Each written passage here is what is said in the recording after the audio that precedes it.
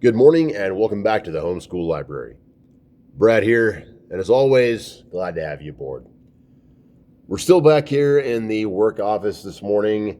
Going to be several days probably before we get back into the Little Green Schoolhouse. Looking forward to that. Looking forward to getting back on the home turf. But this morning I had something that I thought was pretty exciting that I didn't want to wait for. At least it's exciting to me. Now, if you've been following this channel for a while, you've heard me mention the Wild West podcast.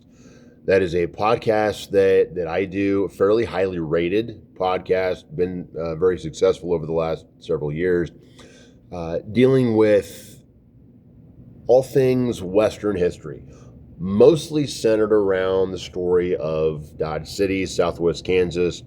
But there was so much industry and stories and people who were coming in and out of here that it's branched off and really has encompassed much of the American West, even though it all kind of ties back down to right here in Dodge, which is our home base.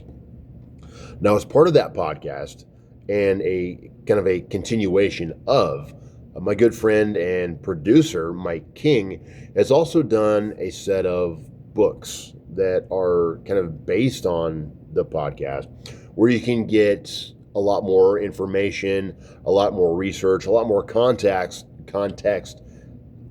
outside of just the specific, podcast episodes. And this is the newest one that just came out. This is Echoes from the Great Western Hotel, a Dodge City Chronicle. The Great Western Hotel was one of the most unique establishments in Old Dodge City. Goes all the way back to 1876 when it was started as the Western House. But by the following year, it was purchased by Dr. Samuel Galland, who instituted a no alcohol policy in the hotel. He's the one who renamed it the Great Western. Now, at the time, in the 1870s, living in the Victorian era, when you name something the Great Western, that didn't really have anything to do with being a part of the American West. The Great Western was a brand name. It came from a shipping line, actually in the Atlantic. It was a name of quality. You could expect quality. You could expect stability from something called the Great Western. That's where it made your mind go. That's how brand names work then as now. But the fact that it had the no alcohol policy in early Dodge City, which was known for its vice, its vulgarity, and even more than that, the Great Western was located on the south side of the railroad tracks in Old Dodge.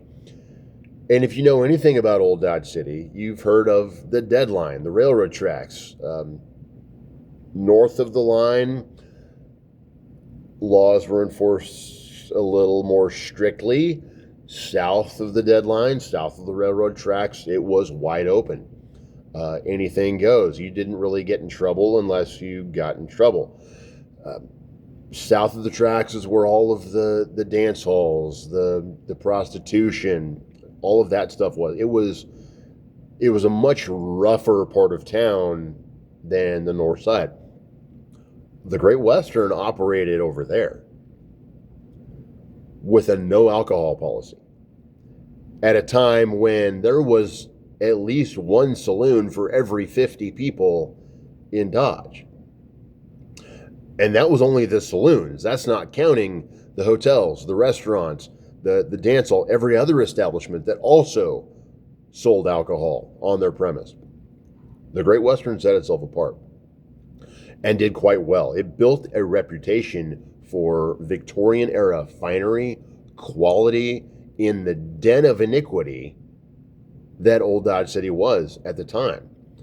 And it had a thriving business all the way up until the 1930s, when the original building was finally torn down.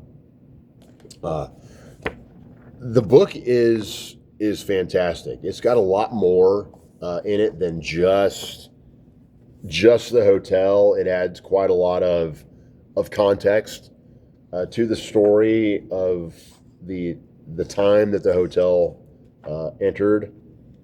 We've got here, it even deals with the medical men at the time, not only Dr. Samuel Galland, who owned the hotel, but there's a large section in here on Dr. Samuel Crumbine. Crumbine started his career in Dodge City. He's the one who started the Don't Spit on the Sidewalk campaign, the Swat the Fly campaign. He's the one who got rid of the common drinking cup, the roller towels that were spreading disease. He was a Dodge City doctor living in this time of the Great Western Hotel. Many of the photographs here have been colorized, just to kind of put you in that context. I love some of the old pictures of town. So if that's something that interests you, I encourage you to check out not only this book, Echoes from the Great Western Hotel, but any one of the other Wild West podcast books that we've been putting out. It's a great way to support not only the podcast, but this channel as well. I will provide a link to this book in the notes down below, as well as a link to the podcast if that's something you're interested in. If it is, please let me know.